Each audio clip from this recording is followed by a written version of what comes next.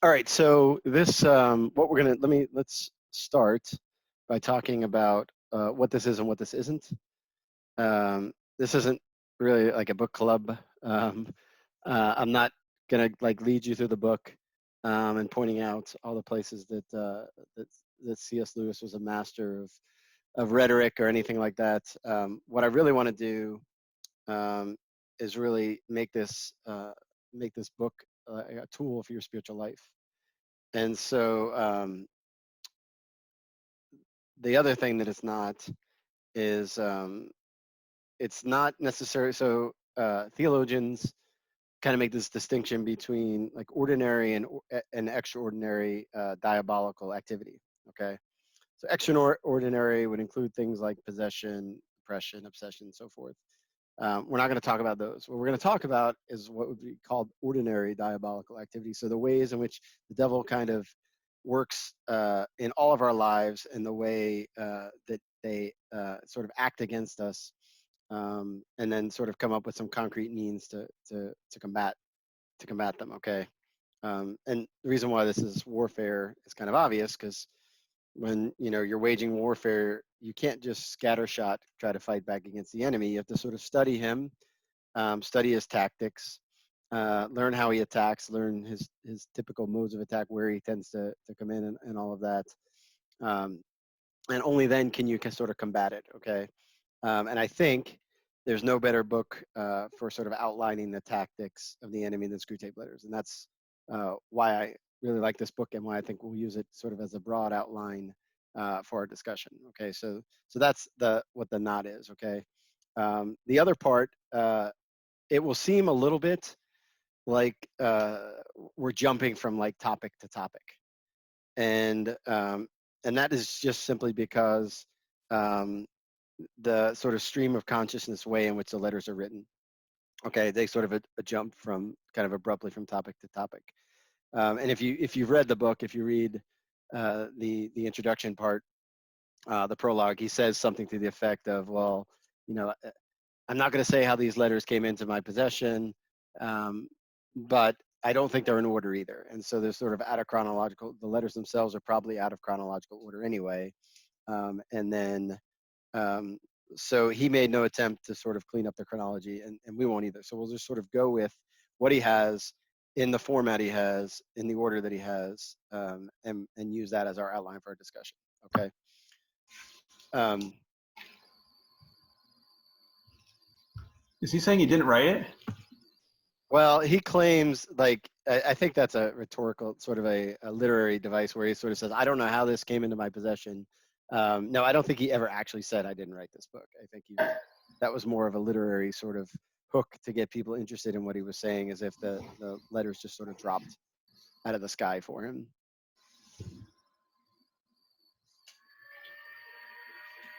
All right, so he does start in the first letter, and he tells a story about this is Screwtape. Screwtape is sort of the senior tempter talking to his nephew to try to sort of help the nephew along in tempting and ultimately winning what he calls his client or his patient. Um, and so he does start, and he starts with a little anecdote in letter number one, and he says he's talking. This is Screwtape talking himself. He says, one day, as he sat reading, I saw a train of thought in his mind beginning to go the wrong way.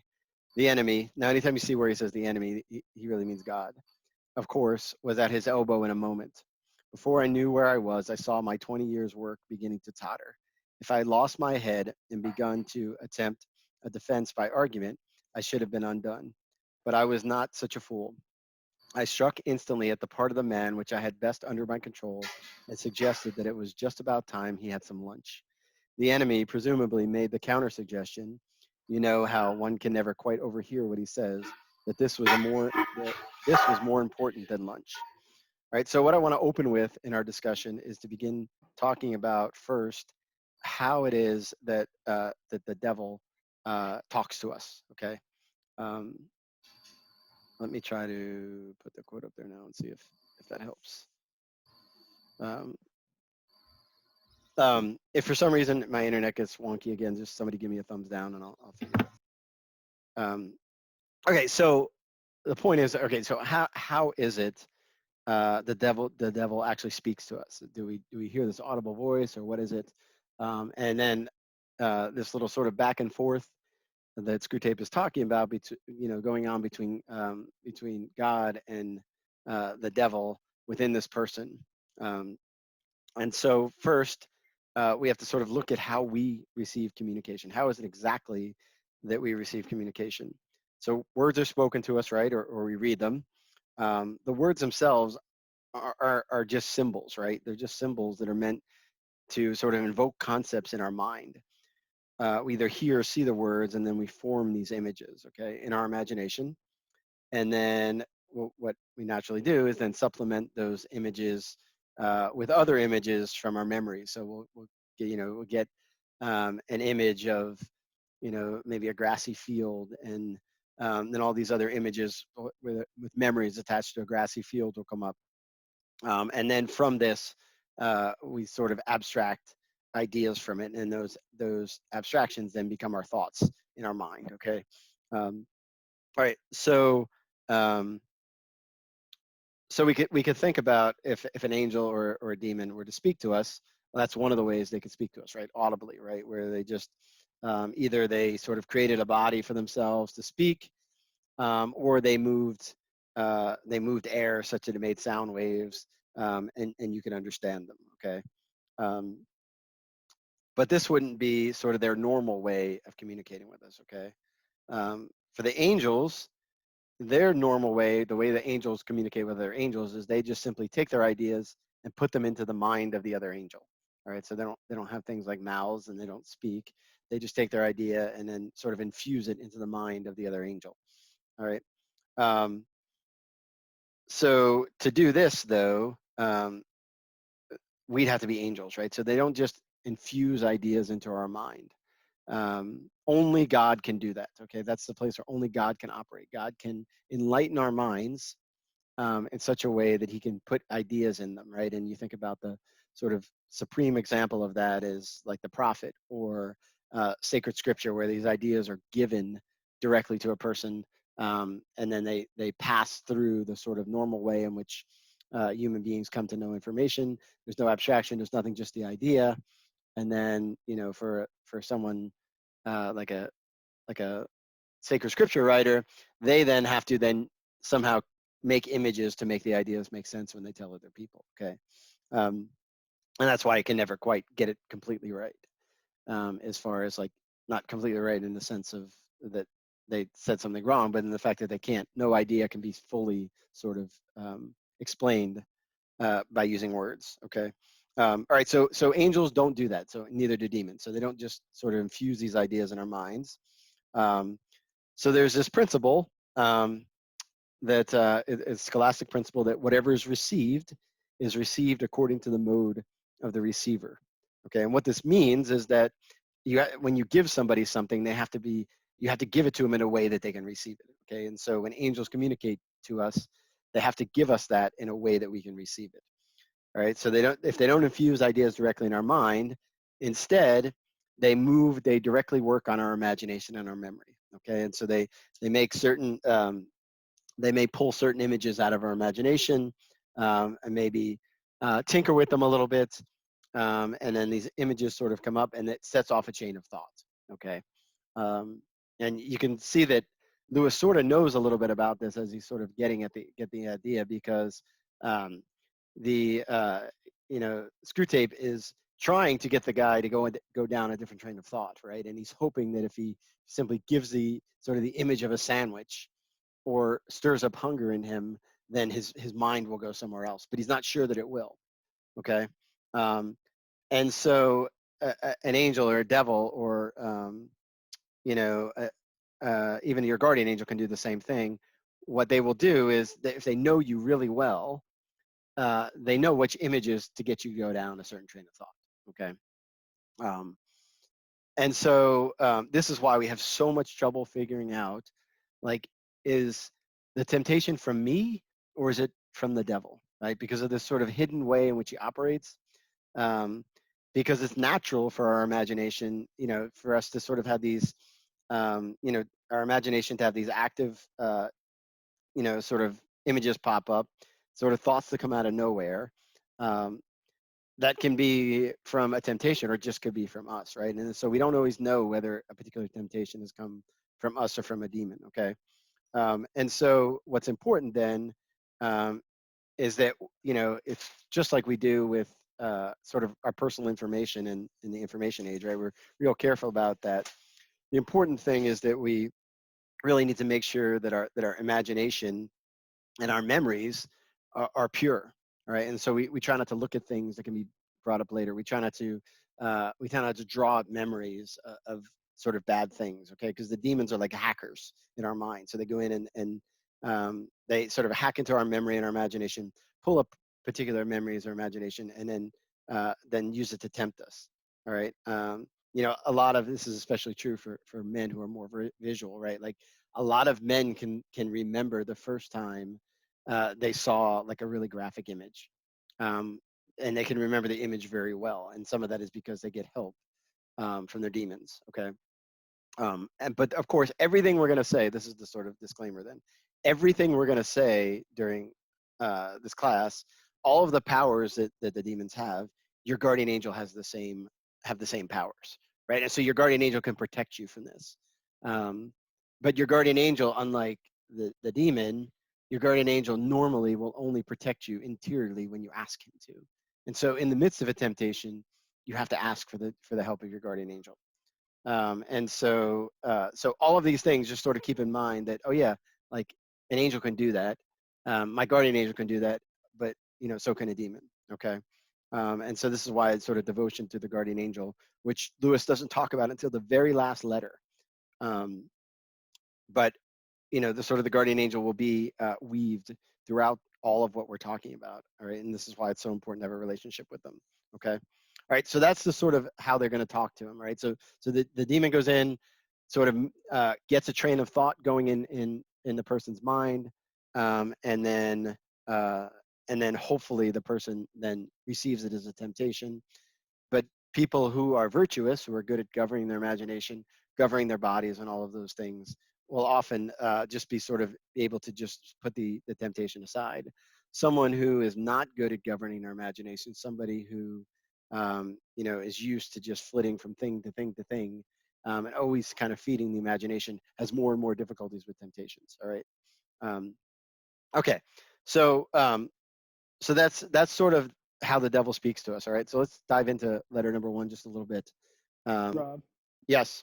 just before we move on, you mentioned that only God can implant, I'm not sure if that's the right verb, but implant ideas directly into our mind. What prevents angels from doing that? They can do that to other of spiritual creatures.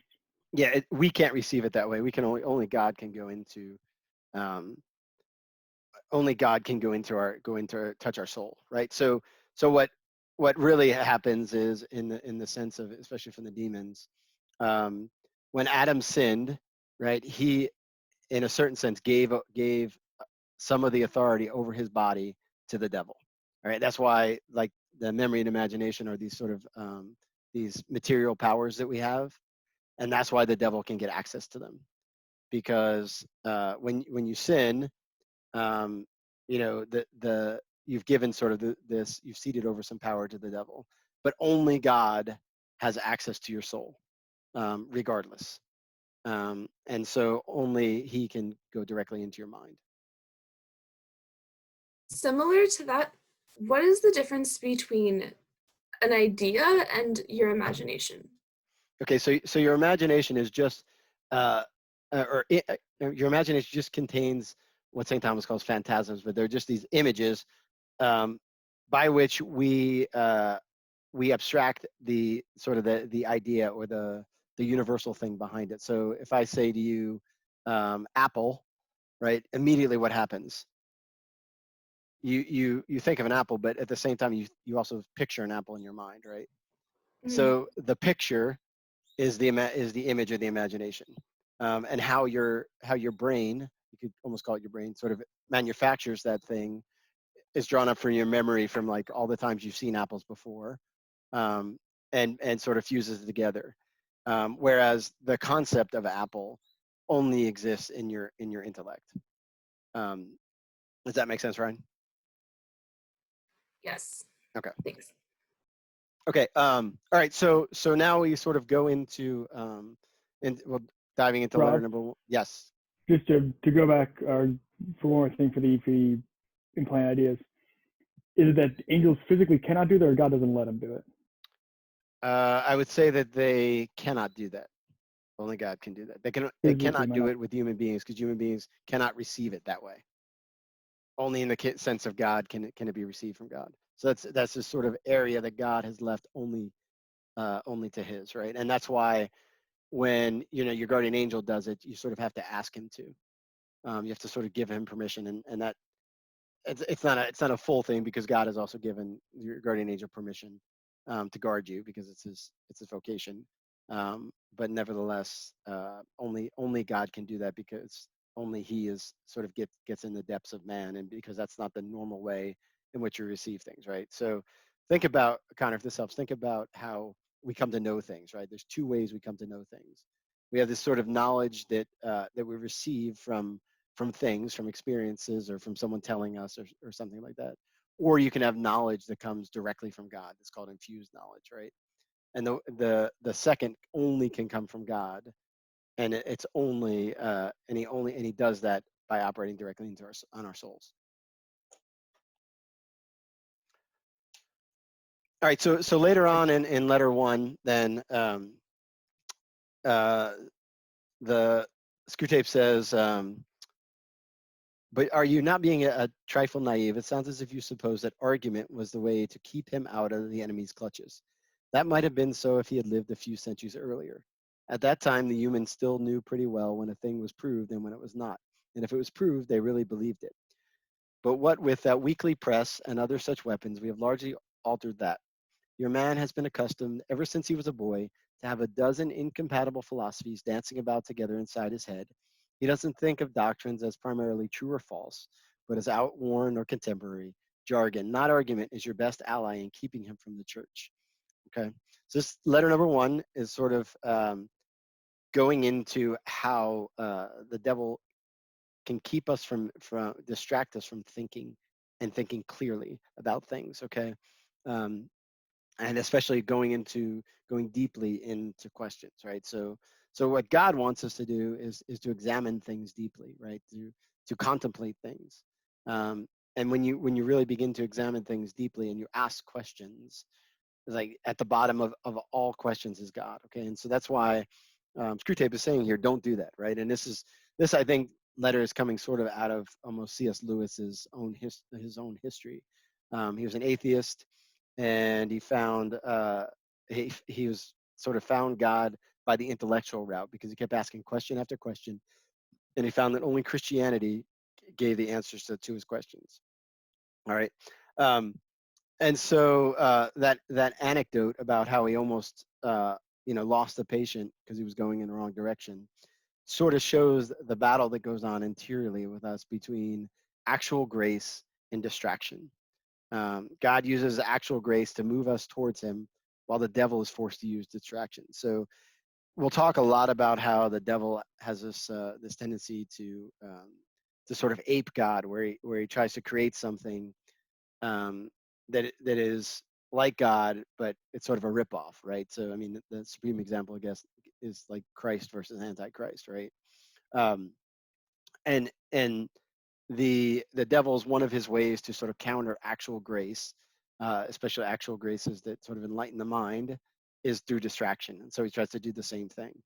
Um, and so at the beginning here, Screwtape sort of chastises Wormwood for not keeping up with the times, and trying to use argument. Okay, so he's saying, in the past, argument might have been the best way to sort of take people away from God, uh, because things were settled, and things were widely believed. Now, when no one believes anything, you have to be careful about argument. Okay, and so I think for our own sort of understanding of things, this is why it's really important for us to understand, uh, you know, love is in the will, love of God is in the will, but we have to know about God in order to love him more. And we have to know the right things about God, and that, having the wrong ideas about God will always end up with sort of wrong actions. Okay.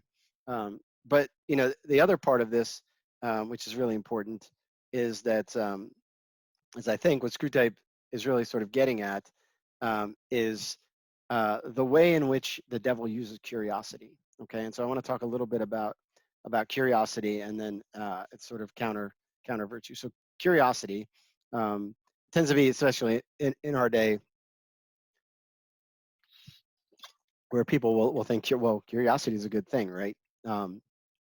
And so we got to make sure we define our term, because in a certain sense, it may be a good thing. All right, so if the devil has this power over our body, right? So he can sort of aggravate our passions. He could even sort of make us feel hungry, even if we're not. Okay, and so it was well within Screwtape's power to make the patient to sort of experience hunger.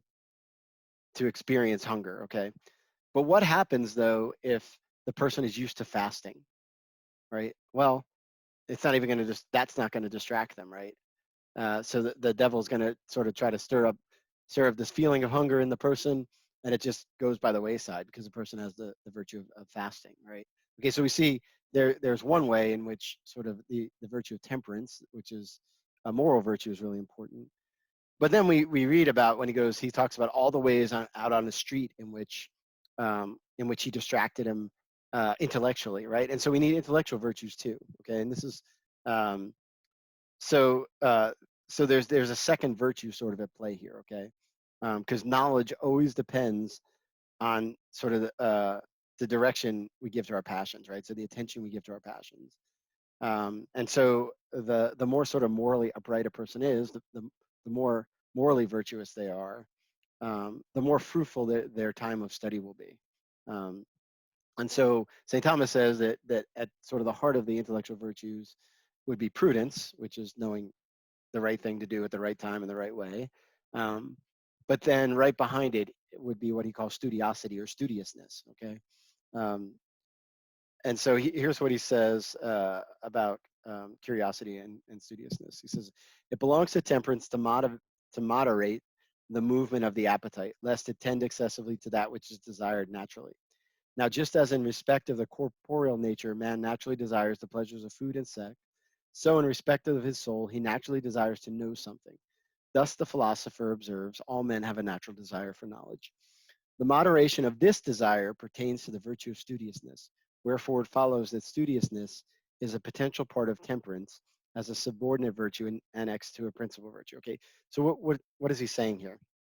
He's saying, okay, well, just like we have this natural desire for food, we also have this natural desire for intellectual food, natural desire for knowledge, right? In fact, that's the sort of play that we see sort of in the fall, right, where there's this apple that looks good to eat that carries with it from the tree of knowledge of good and evil, right? And so this natural desire for food and this natural desire for knowledge sort of go hand in hand, with the natural desire for knowledge being something higher, right? But again, because we're fallen, it has to be sort of curbed in some way, and we have to learn how to govern it properly. Okay, and this is the virtue of studiousness. Okay, um, so by fostering this virtue of studiousness, or this habit of what we'll call study, and we'll talk more about it in a second, we sort of refuse to feed the intellect with whatever's coming at us, right? We refuse to feed it with things we don't need to know about, or things that are beyond our capability of knowing, or even just like what I would call sort of like the junk food of knowledge, which is just a whole bunch of facts. All right. So what St. Thomas says is that the intellect is not meant to just gather up facts, but it's meant to sort of feast on the truth. Okay. And so this sort of steady diet of facts, which is again why Screwtape was talking about using the press, right? So most of the press time just gives you a lot of facts, not so much truth.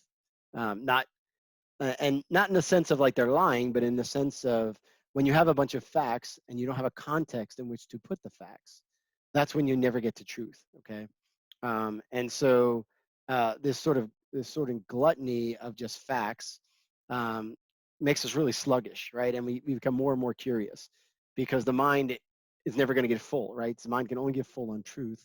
And when you gobble up all these facts, you're never going to get full. Um, and so there's this sort of spiritual laziness that accompanies curiosity. And that's why St. Thomas sort of saw it as this like daughter vice of sloth or acedia. So curiosity then, I think, is the desire for knowledge simply for the pleasure that it brings. Okay, so it's just simply the pleasure of knowing something, right? Like you think about, like you'll hear two people talking about somebody, and you'll be like, I want to know what they're talking about, and you go over and you find out, right? And you don't really have any reason to know, right? You were just curious, right? And you can see how that could be harmful, right? Because you have nothing, no context in which to put that, right? Whereas uh, what we're supposed to know, the things we're supposed to know are for the sake of the knowledge that we gain from the thing itself, right? Not for the pleasure of knowing. Okay. Um, and so study, as opposed to something like gossip, which sort of just brings us pleasure knowing something bad about someone, um, is sort of this keen application of the mind to something specific. Okay. And then the studious person has no time for gossip, right? And there's this famous sort of story of St. Thomas Aquinas where he's sitting at the table with well, not yet Saint Louis IX, but he's invited to dinner with the king, and he's sitting there, and you can imagine all this sort of chatter going on around him, and in the midst of it, he's lost in thought, and he slams his fist down on the table and he says, "That solves the Manichees," because he was thinking about the Manichean heresy, right? So he had this habit of going deeply into things, and again, whether that socially is kind of awkward or weird.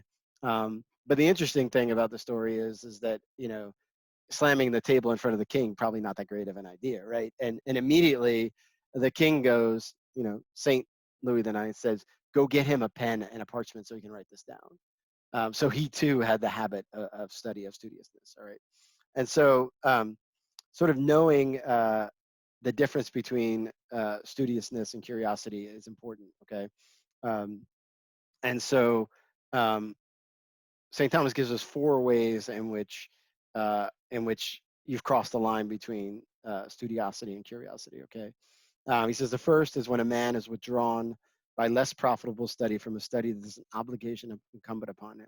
All right, and so think about when you're sitting actually studying, right, studying exams, and you keep getting this temptation. Well, let me just go check social media for a second, or let me just see what the weather is tomorrow. Let me just see, right? That's curiosity, right? That's the vice of curiosity. Someone with the virtue of studiosity, that never happens, okay? Um, and so you could imagine, like St. Thomas Aquinas, in an age of social media and the internet. I mean, this is pretty prophetic, right? It's sort of the whole curiosity is what drives the entire social media phenomenon, right? Um, and then he says the second would be when a man studies to learn of one by whom it is unlawful to be taught, as in the case of those who seek to know the future through demons. This is superstitious curiosity, all right? So he's talking about the obvious things like tarot cards, Ouija boards, consulting these sort of any sort of divination. But I think he's also talking about porn here as well, and how sort of curiosity is almost always the gateway into a porn addiction. So I think he has that in mind as well, um, even though they didn't necessarily have it in his time. All right, so third, he says, third, when a man desires to know the truth about creatures without referring his knowledge to its due end, which is what we already talked about, which is namely the knowledge of God, right? And so what he's really talking about is ultimately this habit of contemplating things, right? And um, sort of coming to the habit of really, when you study something, this is where sort of modern science is very different, right? Modern science studies a thing so that it can be mastered or explained away, right? Whereas, science, if you go back 500-600 years, always studied things to see how they fit in the overall context of like creation, right? So this habit of contemplating things. Um, And then, of course, when you don't study things in that way, then technology becomes a trap because we become power hungry, and then it loses its connection to morality, right? And so science and scientists have to be governed by this virtue of studiosity. And then the fourth way, he says, when a man studies to know the truth above the capacity of his own intelligence, uh, and I think this sort of has to do with the way, uh, there are a lot of expert epidemiologists right now, and all those things where people are really kind of talk to talk, right? Where you talk to talk and try to pretend you know way more than you are. And so St. Thomas always comes at sort of knowledge with humility of sort of seeing it, understanding your own level of intelligence, understanding where your gifts lie and what you can sort of understand and what you can't. Okay, so that's curiosity. Um, so in letter number 2, then, um,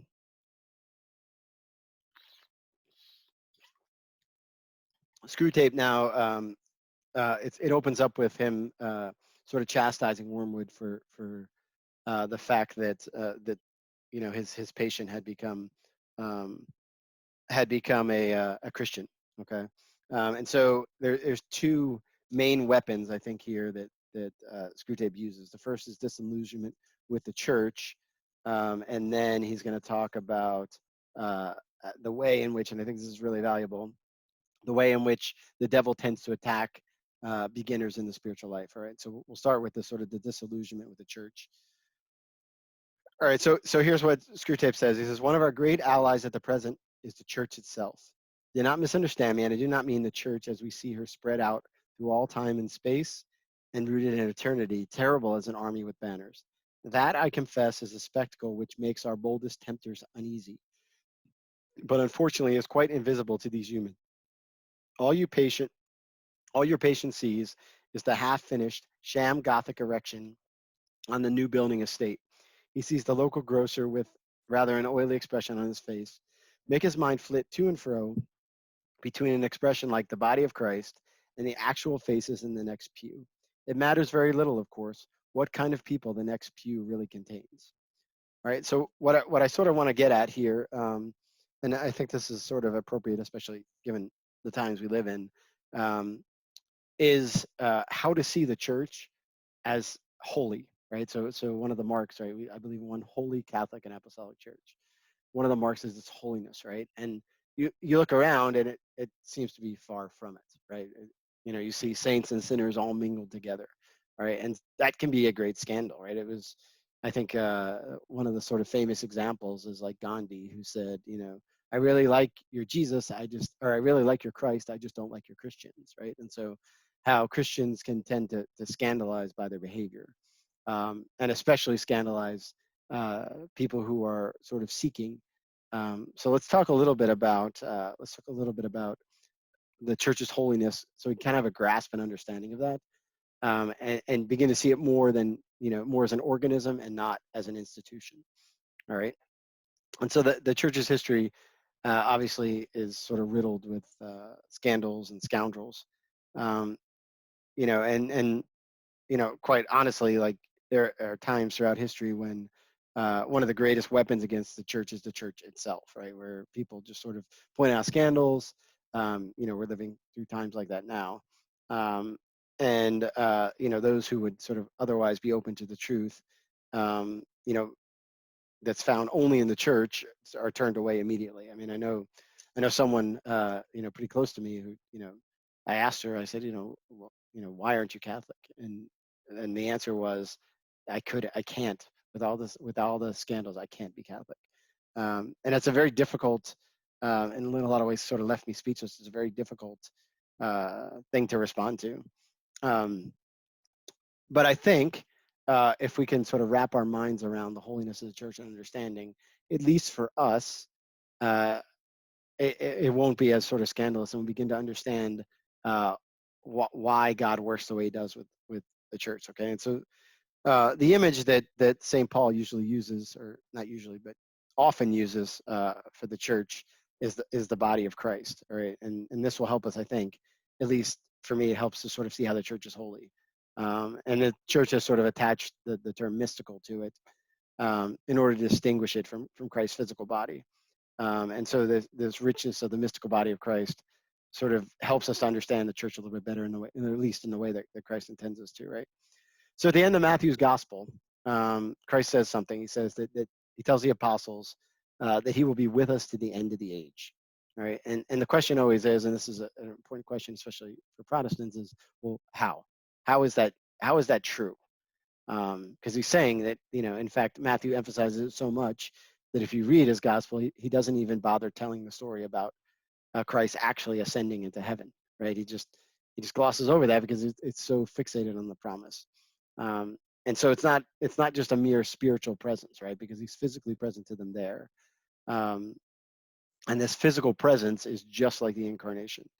And this is, again, going to St. Paul, right? He had this real sort of encounter with Jesus on the road to Damascus. And Jesus says to him, "Why are you persecuting me?" Right? Me, physically, me the person. And Saul says, "Who are you that?" And he says, um,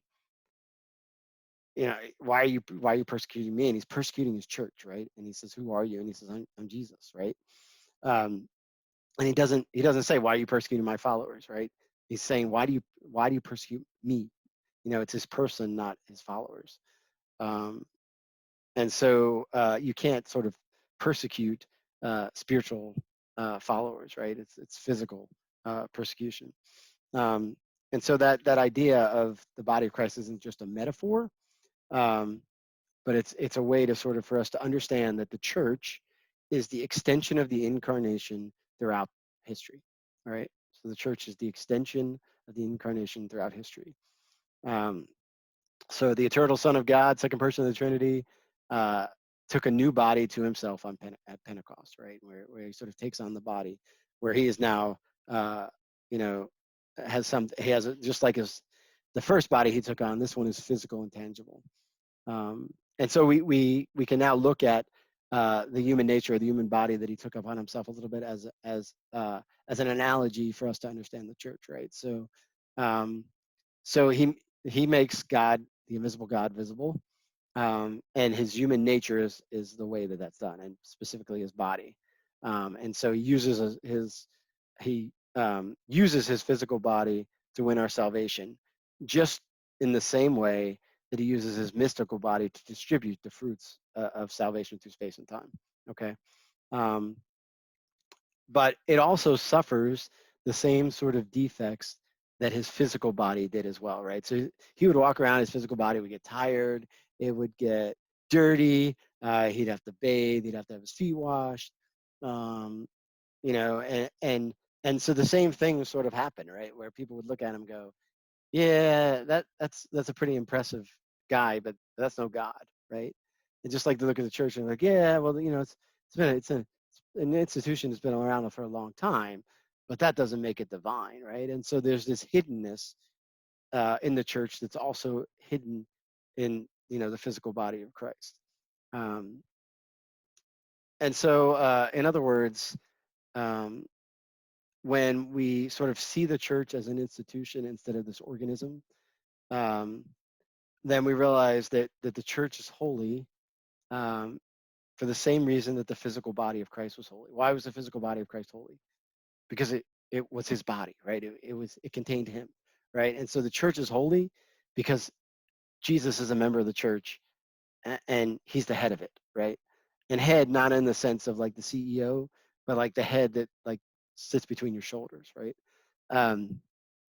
And so so there are parts of the body that get dirty and that that could get some sort of disease or something like that, right? And that doesn't make the body any less holy. It just makes it a human body, or it just makes it human, right? And so, well, why doesn't God just excise those pieces off, right?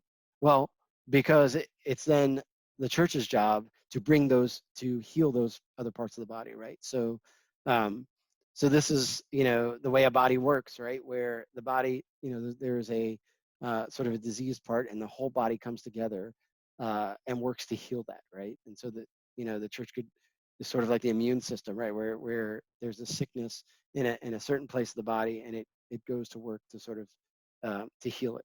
All right. Um, and so we can't be sort of scandalized by sinful members.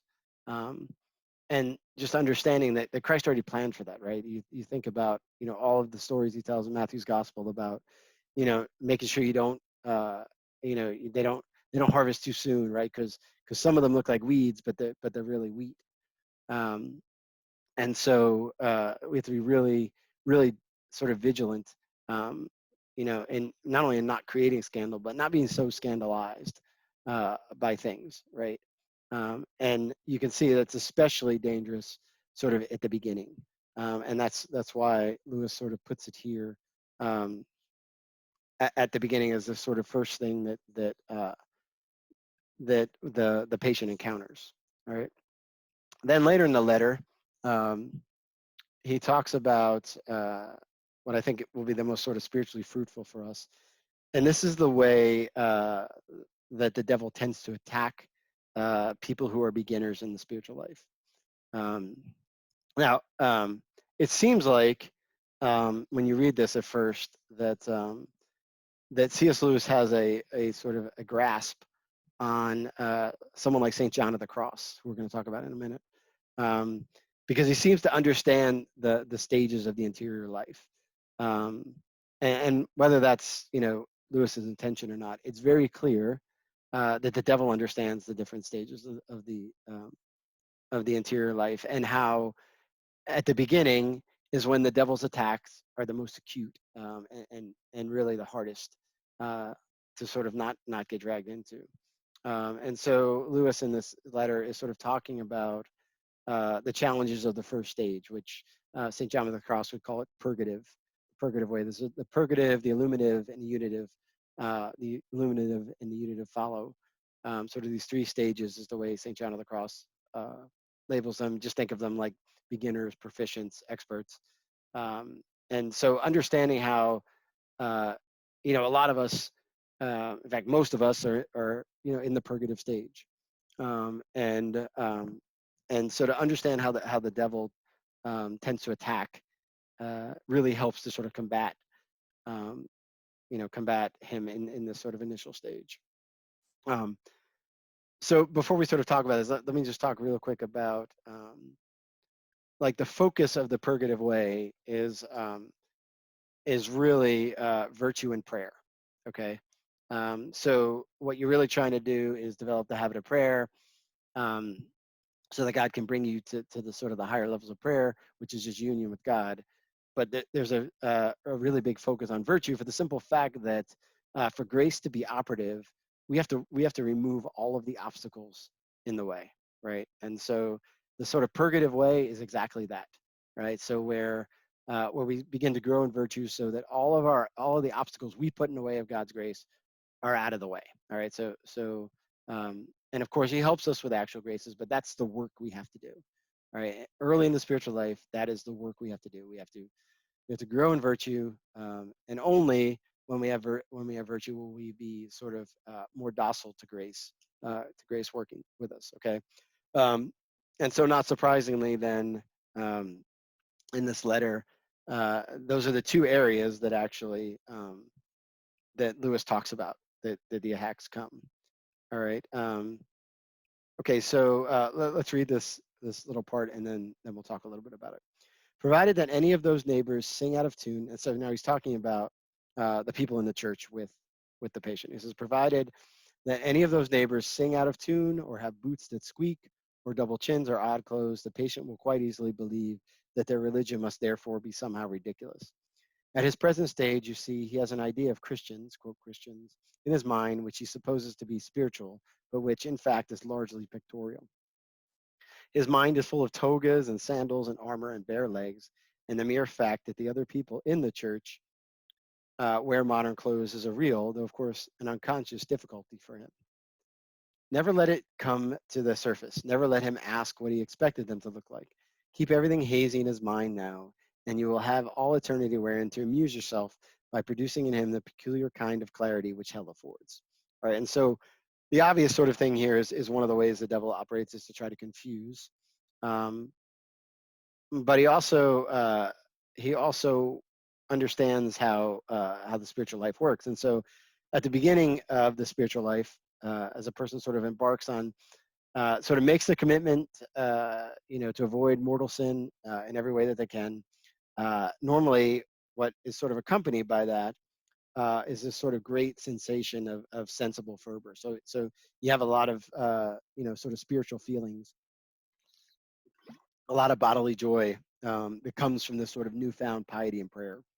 And this, of course, is sort of it's by God's design, right? Where he knows initially that, when someone is a child, they need sweets and candies to keep them acting good, right? And so he knows that. He knows that that's human nature, right? It's not necessarily anything wrong with it. It's just the reality of how we grow, right? And so we will often, very early in the spiritual life, get a lot of spiritual consolations, a lot of feeling good. Now, the devil is well aware of this, right? And so he knows how to then manipulate that and use it for his own, sort of his own designs, right? And so what the first thing he'll do, and this is what he's talking about here, is he will tempt us to sort of use it as a means to pride, right? This sort of self-esteem and self-satisfaction that comes about because it feels like, especially to this guy, right, that his religion is more real, or sort of the real deal, as compared to the other ridiculous ones, right? And he feels sort of more enlightened and more holy. And so ultimately, if the devil can do that, can get him thinking that way, then he sort of has won, right? Because he feels it. He feels like I'm holy, and I'm probably holier than that guy because I look way more joyful than him. And so what can happen is what can arise is this sort of spiritual gluttony, um, where you just sort of, you get almost, you get in love with the feelings that sort of happen. Okay, like they begin to really to sort of love the feeling of what they're getting. Um, and so this is one of the things that St. John of the Cross talks about. And so here's what he says. He says, a great deal can be said on spiritual gluttony.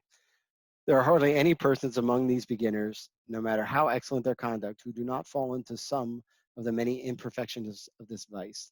The devil, increasing the delights and appetites of these beginners, and thereby stirring up this gluttony in them, all their time is spent looking for satisfaction and spiritual consolation, right? So they go to prayer just for the sake of having spiritual consolation. They can never read enough spiritual books. In 1 minute, they are meditating on one subject and the next on another, always hunting for some gratification in the things of God. God, very rightly and discreetly and lovingly, denies this satisfaction to these beginners. If he did not, they would fall into innumerable evils because of their spiritual gluttony and craving for sweetness. These people incur many other imperfections because of the spiritual gluttony, of which the Lord in time will cure them through temptations, avidities, and other trials, which are all a part of the dark night. All right, and so what St. John of the Cross is talking about here is the way in which God will then remove any consolations he was giving him. Okay, um, and that's the sort of the second part of what Lewis is talking about in the letter, where the devil recognizes that. He says, work hard then on the disappointment or anticlimax, which is certainly coming to the patient during his first few weeks as a churchman. The enemy allows this disappointment to occur on the threshold of every human endeavor, right? So what is he saying? He's saying that the dryness is coming, right? This is God's MO. This is the way it works, right? And so now the devil has to sort of change tactics, right? He has to change tactics and go for discouragement and disappointment. It occurs when the boy who had been enchanted in the nursery by stories from the Odyssey buckles down to really learning Greek. It occurs when lovers have got married and begin the real task of learning to live together. In every department of life, it marks the transition from dreaming aspiration to laborious doing. All right. And so deliberate sort of what's going on here is that that the devil really sort of hates the person who prays. All right, and so he's going to do everything he can to get them out of prayer. And this is what Saint Teresa of Avila talks a lot about. And these are sort of a couple of quotes I just want to share with you. That two of them came from her biography, her autobiography. In truth, the violence was so. She's talking about the violence of when she was sort of setting out on the road. How violent the temptations were to just quit prayer. Um, in truth, the violence was so intolerable that the demon and bad habits did not allow me to dedicate myself to prayer. Such was the sadness this brought about that it would catch me whenever I entered the oratory, so much so that I was forced to plead with all my might. Note what she does though, right? She goes in to pray, and immediately she has this just sadness over it. She's like, oh, this is going to be hard work, all right? And that's sloth. Sloth is sorrow at a spiritual good. So to go to prayer and to be sad about it rather than be joyful. Um, and but rather than despairing, what does she do? She cries out to God to help. All right. And how does God respond? Does he respond with all these consolations? No, he responds with the gift of perseverance. All right. The gift of perseverance and courage, the two things she needs.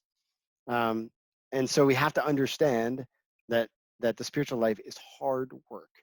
Right? And the devil is around every corner, every time we go pray, trying to discourage us and trying to get us, it's not just to tempt us by distraction to do something else. It's to just to give up, to think this is way too hard, right? And when that feeling arises, we have to then turn around and ask God for perseverance and courage, right? Because very often, people come to me and they've been praying every day for 6 months and like I'm not getting any consolation. I'm not getting anything out of this. I must be doing it wrong. When in truth, you're doing it right because God has blessed you with perseverance. Name one thing in this world that you'll do for 6 months that you get no fruit from. There's nothing else. I mean, that's just grace working in us, causing us to persevere, right? So St. Teresa says the deceits and the wiles of the devil are horrible as the devil attempts to prohibit the person from knowing oneself and realize what is going on along this path. Right? This is why we have to study the spiritual life. Right? This is why St. John of the Cross and St. Teresa of Avila are such a gift to us to sort of understand, especially St. John of the Cross, who writes very simply. He's very just matter of factly. When we understand what's going on within us, it makes it all easier. Like, oh, this is perfectly normal. Like this dryness, this desolation is perfectly normal. This is the normal course of events because I got to get rid of this vice, this vice, this vice, right? So this idea of self-knowledge, of understanding exactly where we are and being able to assess ourselves well, that's what keeps us going, right? When we know, oh yeah, this is God at work doing this. So she says the more temptations you undergo, the less you should worry about them, since it often regards weakness of the imagination or bad humors. The devil, realizing this, does his part to take advantage of them, right? So if we begin to look at our temptations as weaknesses, and as ultimately as God is using those temptations to form us and to make us stronger, right? So you think of the analogy, which we've used so many times before, of lifting weights, right? Where you push yourself, just a little bit beyond what you're capable of, right? And then the next time you're capable of it. And that's how God uses temptations, right? He uses them as this sort of resistance training. And he only gives us the temptations, right? Because if he just let the devil go, I mean, we'd be totally overwhelmed. But he lets him do just enough that we push just hard enough back that we grow stronger, right? And so that's that part about where Lewis is talking about like how God wants to form sons and daughters, right? Like he wants us to sort of stand on our own 2 feet. Like that's what he's making us into, and where we can just push back against this creature. The devil is, I mean, there's no comparison. His power compared to ours, his natural power compared to ours, and yet God elevates us to fight back. And so to advance is hard work, right? That's what she's saying. But we have to understand that it's a battle and that we're in it, and that God is sort of permitting it and allowing it. Okay, and so we can't let it discourage us. All right. So that's the end of letter 2. let's move to letter 3. All right.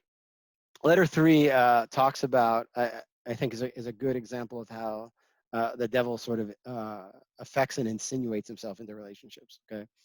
Um, it's talking mostly about the relationship between the patient and his mother. And I think one of the really important insights here is the idea that the demons work together, right? How how they work in tandem often on people, and even just understanding that, I think, goes to a lot and says a lot. I know, like, certain circumstances where if you've ever had this experience where someone says something, and they say it in such a way um, that it's almost like they knew that it hit you in a place you're really wounded, right? You're like, how in the world did they know that, or did they say that, right? And that's the idea of how the demons tend to work together in order to bring people down. Um, and remember, let's read the section and then we'll just sort of talk about it. When two humans have lived together for many years, it usually happens that each has tones of voice and expressions of face which are almost unendurably irritating to the other. Work on that. Bring fully into the consciousness of your patient that particular lift of his mother's eyebrows, which he learned to dislike in the nursery, and let him think how much he dislikes it. Let him assume that she knows how annoying it is and does it just simply to annoy. If you know your job, uh, you will notice the immense improbability of the assumption. In civilized life, domestic hatred usually expresses itself by saying things which would appear quite harmless on paper. The words themselves are not offensive, but in such a voice or at such a moment that they are not far short of a blow to the face. To keep this game up, you and Glubos must see to it that each of these two fools has sort of a double standard. All right, so the word diabolical or diabolic, that sort of has a root of diabolos, which means to divide, right? So one of the names of the devil is diabolos, the divider, and so that's one of his main weapons that he uses. Diabolos just simply means to pull apart or to tear asunder, right? And its opposite is symbolos or symbolon, which is where we get the word, which is the Greek word for creed, which is to put everything back together. And so one of the ordinary ways in which the devil tends to act.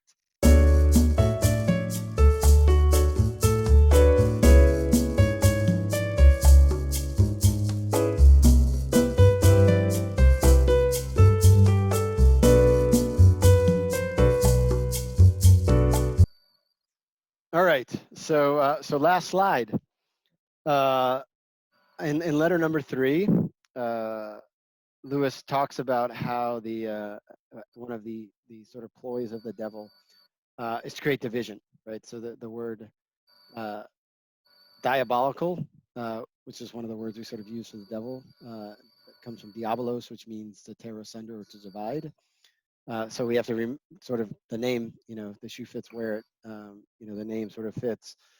So that's one of the sort of ways in which the devil operates. And what Lewis brings out that's really good is he brings out this idea that demons cooperate with each other, and how they sort of pit one against the other. And like, you can think about situations where somebody will say something that really, really hits a nerve, right? It hits you in a place you're really wounded. Um, and they often do it in you're really surprised when someone does that, and very often it's that you can sort of chalk it up to the demons sort of working together. And so that Lewis brings up this sort of tag team, this tandem way in which they work, where they pit each other off of them. And so, like, the example that I've given this example before because it really sort of resonates with me, almost like I'm the guy in the example. But he's like, a guy's driving in the car with his wife, and she's getting really impatient, telling him to pass the car in front of him, and he's getting increasingly annoyed at her. And uh, eventually, he's just like, in his mind, he hears like, "Oh, she always does that." And immediately, like, that's usually the key word when the devil's involved, where you're like, okay, she doesn't always do that, right? Like, she doesn't do it everywhere we go all the time, right? So it usually starts with this accusation that's been absolutized. And that's one of the ways you can sort of tell it's come from the devil. Um, and so immediately when the man latches on to that she always does this, right, and he sort of agrees with it, um, and always sort of indicates that she's got a serious problem.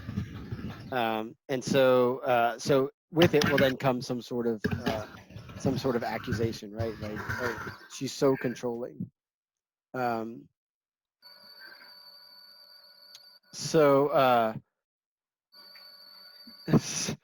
so the man gets angry at his wife, and then his wife can't really understand why he's angry, and then the devil, her sort of demon is at her going, yeah, he always does that. He always flies off the handle when you're just trying to be helpful, right? He always blows things out of proportion, and that's the idea of them pitting against each other, right? To create this division. um, and so the antidote to this, the way to stop it is what I would call like compassion in small things, right? Where when the temptation arises to go, she always does that. Like, make an excuse for her. Like, oh, you know what? Like, she doesn't really always do that, and she's probably just nervous we're going to be late. And so having this little sort of compassion in small things, uh, where and then you go, well, let me reassure her, right? And so then you just reassure her, okay, we're gonna be fine. We got plenty of time. um, and then the other thing that at least I found particularly helpful, of course you can't do this with everybody, but you'll be surprised how often, like in those situations when you're close enough to the person, that you can then sort of talk to them and say, you know what, this is what I'm hearing, and then they counter with, yeah, I was kind of hearing the same thing, right? And so once the devil hates the light, right? I think St. Ignatius said, he's like this sort of, it's like this guy who's trying to seduce a young girl. As soon as you sort of catch them, they run and flee, and that's exactly how the devil operates. uh, so so um, so sort of bringing out into the light, and you can bring it out in the light and just simply say no, like, I know what you're doing, and I'm not going to listen to it. And the devil is a coward, and typically runs once he's sort of been exposed. And so that's sort of the gist of what Lewis is getting at there, the way in which the devil uses division to sort of to as a temptation. And of course there's all the ways in which that ties into insecurities and everything else, and the devil's only too happy to pick on those. All right, so that was the last slide. That was letter 3. Um, what questions are there that we can talk about? Oh, I just wanted to offer something on that lines. Like, I think asking your guardian angels when you're like having that friction with somebody is helpful too. Yeah, for sure. I think The it makes tag, sense given what you said. Yeah. yeah, the tag teaming thing works both. Again, it works both ways, because when you're having difficulty with someone, you can ask their guardian angel to sort of you know help them out a little bit. Like, hey, can you sort of calm them down, or help them reason? Or if I mean, I do this with my kids a lot, where I'll talk to their guardian angels when they're just they're just in a place where I can't really talk to them about something, or they're just being really really sort of ridiculous about something. And more often than not, their guardian angel ends up sort of straightening it out, and then we're able to sort of talk. Yes, Connor. Um, so I think it's in chapter 3 or letter 3, the number 2 paragraph, and it says, make sure. So I'll read from the start. It is no doubt impossible to prevent his praying for his mother. We have means of rendering the prayers innocuous. Make sure that they are always very spiritual, that he's always concerned with the state of her soul rather than with her rheumatism. So what is he, or what is C.S. Lewis trying to say there? Is in because I guess what I would have thought, and what I think would be kind of at least a intuitive way forward is like, oh, okay, you're supposed to pray for spiritual things. You're supposed to pray for their spiritual good rather than for their immediate physical good or something like that. Yeah, I think what he's getting at is the fact that there's already a little bit of conflict. Like, I don't think this is an absolute rule. What I think he's getting at is that there's already this conflict between the mother and her son, and if he can keep focusing on her sin, Like, so in other words, like he's praying for her conversion so that she'll stop being so annoying to him. Whereas if he's actually praying for her rheumatism, he's going to actually start having compassion for her, right? And he's gonna be able to sort of have some empathy and relate to her. So I don't think he's saying something absolute here. I think he's saying that that it would be much better for him to be praying for a problem that he sees versus a problem that he intuits, like he thinks is actually really there, right? So I think it's more from the sense of like, when you pray for your enemies, yeah, you should pray for their salvation, but you should pray for their immediate good too, because right now they're your enemies, right? And I think that's what he's getting at. Does that make sense? Yeah, I think so.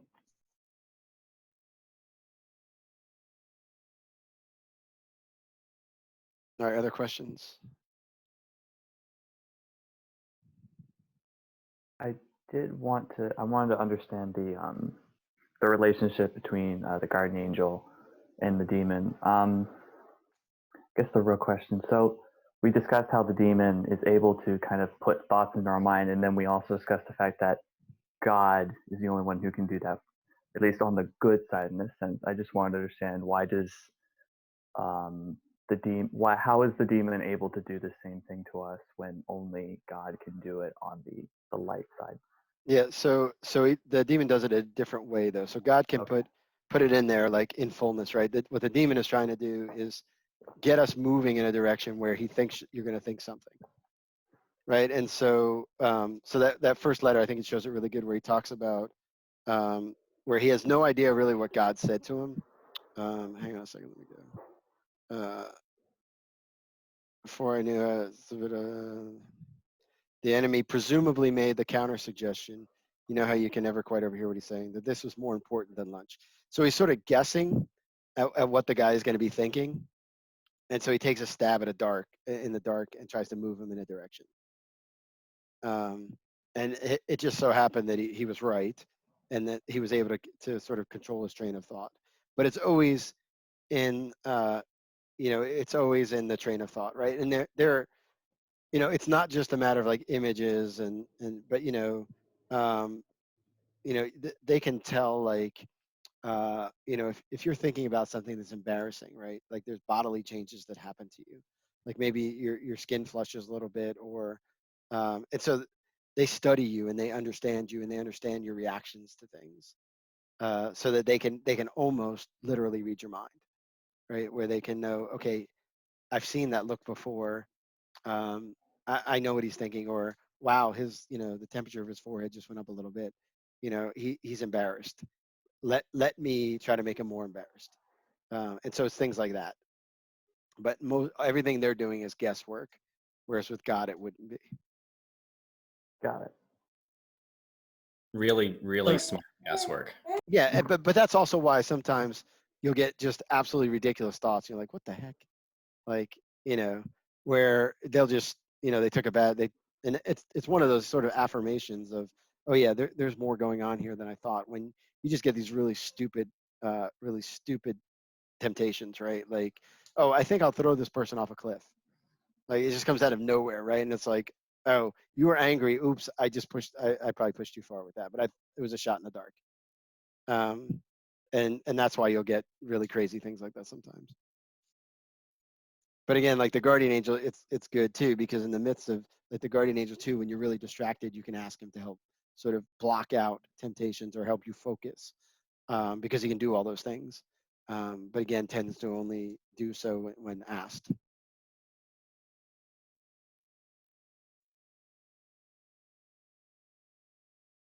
I think another thing you had said once was like, you can also pray that God will like confuse the demons, or not let them see as much, or not let them see like what you're doing. So, because I feel like once you start thinking about this too much, you could easily fall into this thing where you're like, I don't want to talk because then they'll hear me, like kind of deal, Yeah, they can only see and hear what God allows them to see and hear.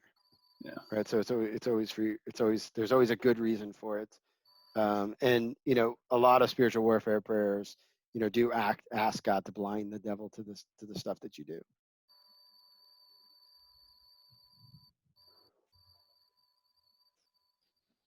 All right, anything else?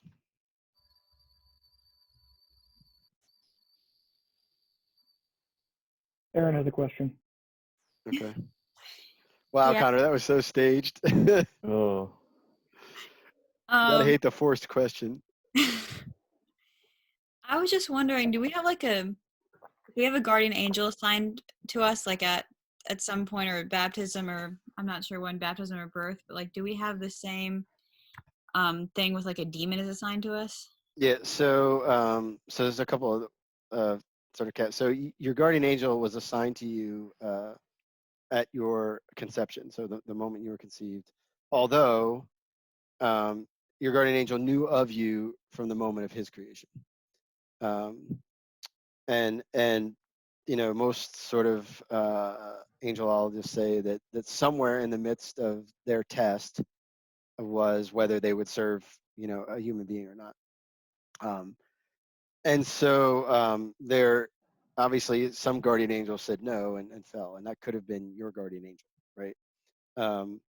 And so God assigns another guardian angel to you. But what that means, though, is that there's this this demon running around who has literally expert knowledge of you, because that was their mission, and they chose not to.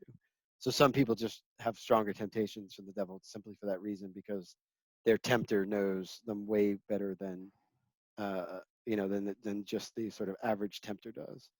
That being said, in the sort of grand scheme of the way the devil works, where, you know, he always apes God, there is sort of two sort of ideas of whether we have our own personal tempters, or is it just they all sort of work in unison. And I think, you know, although we don't know for sure, I think sort of most you know, exorcists would say that we all have sort of our personal tempters too, who get some help from their friends. Um, but you know, the sort of gist of it is that, you know, there's a chance that one of the tempters really knows you well because he was assigned to you and chose not to. One of the coolest things I've heard about guardian angels is that, you know, angels aren't distinguishable on like physical characteristics. They're distinguished based on like their mission, because they're just spirit. And so your guardian angel is just like, its literal one and sole mission is to get you to heaven. That's what it was created to do. And that's what makes it different from every other angel. So it's not just like you got a random pick out of the guardian angel army. It's like, yeah, it's cool. I don't know. Yeah, and just think, and this is really cool. Like, don't skip ahead to the last letter of the book, but it's really cool how there's where the guardian angel is revealed to the patient or whatever. But to think like how much your guardian angel actually loves you, right? Like more than anyone else in your life, right? Like um, that this is like your best friend, and that's why like a relationship with the guardian angel is so important, um, because like he has chosen like to serve you and to get you to heaven, and it's this powerful ally we have who, out of love for us, of no other reason, right, like wants to do that, because whether we get there or not, like he still has the vision of God. It's not like, oh, well, you failed, now you're going down to hell. um, so he does it, you know, purely out of love for us, which is pretty awesome. So, Rob, if your guardian angel was one of the ones that fell, does that mean like, and you said you get like a reassigned one? Do they know you less, or like, you know? Yeah, I don't know some of this, like a lot of the sort of information we have about, you know, like specific things like this comes from exorcists who have sort of gotten the information from demons. Mm-hmm. And I don't know that I've ever read anywhere the answer to that question. I would assume that God would not handicap you, Mm-hmm. that he would So infuse. we're confident that there is one reassigned at least. Yes, yeah, because everyone has a guardian angel. And there's even the idea, and I think most exorcists say this, that you know, we have several, where you know, with different vocations. So like there may be like a guardian angel that's been assigned to a family, and that's been assigned, like, so in other words, like, you know, a priest may get a second guardian angel when he's assigned to the priest, right? I always remember there's a story of this woman who could see people's guardian angels, and she went to World Youth Day, and she saw John Paul II's guardian angels, and she saw these two giant angels standing beside him. And so, if you believe that sort of thing, then there's like, okay, there's these two. He had two guardian angels.